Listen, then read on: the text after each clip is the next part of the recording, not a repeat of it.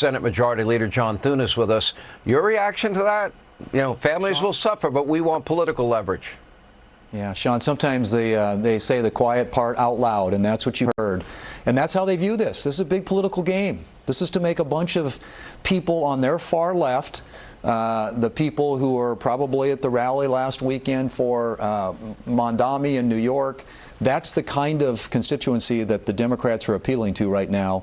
And unfortunately, the millions of Americans are going to get impacted by this. There are already millions of Americans who aren't getting paychecks who work for the federal government. But as you pointed out in your lead-in, you got 40-some million people who depend upon food assistance. That runs out at the end of the week. And so these consequences are becoming real. Flight delays, ATC problems, air traffic controllers in additions to TSA, Border Patrol, Capitol Police isn't getting paid, the troops aren't going to be getting paid. This is a real crisis for a lot of American families, and the Democrats, as you heard her say, look, this is our leverage, and they view it as a big political game. Okay, so everything now is getting very real for people. What do you make of the Federal Workers Union ratcheting up the pressure on the Democrats to support the clean CR? I mean, all that does is fund government at current levels. That's all it does, and gives people time to negotiate what it is they're looking for, hopefully get to a budget that everybody can agree on.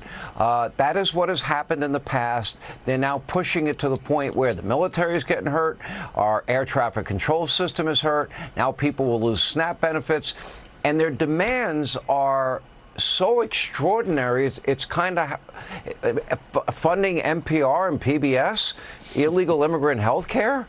It doesn't seem like the right hill they ought to be dying on.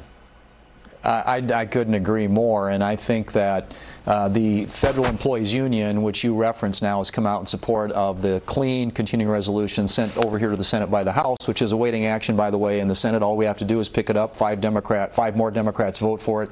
We pass it, send it to the White House, President signs into law, government reopens. All these questions go away.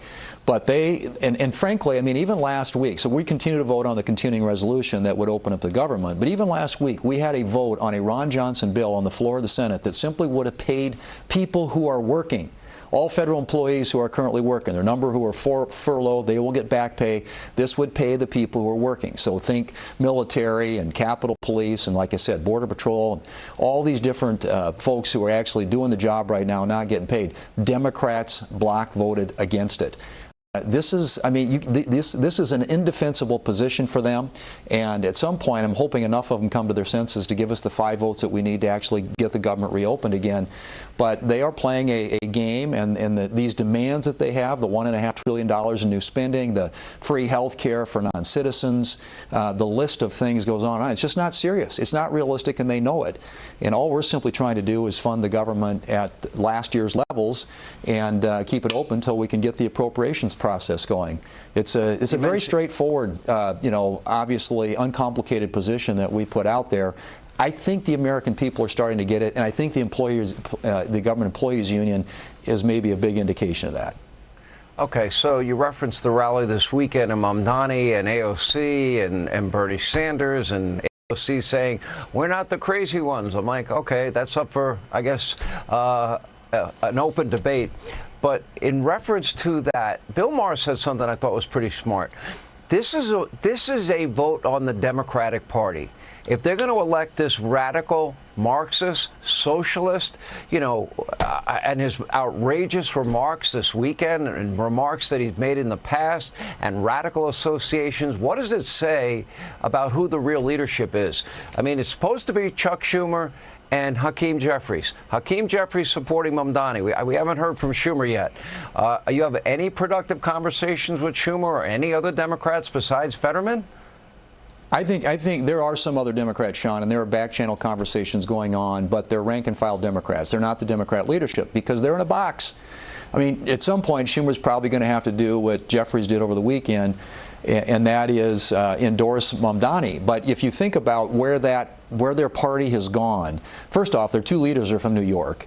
And then you've got this mayoral candidate in New York now who's captured the attention of the far left in this country.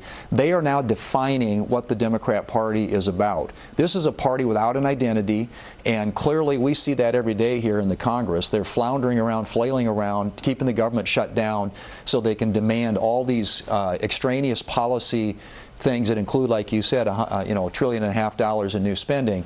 So I think New York is just the tip of the iceberg when it comes to where the Democrats are headed, and that's the reason I think most Americans are going to say, enough of that. I don't need that. I don't need a socialist, left-wing ideology, running New York, but also infecting, I think, the Democrat Party all across the country. It's a radicalized party. I've never seen anything like it in my lifetime. Senate Majority Leader John Thune, thank you, sir.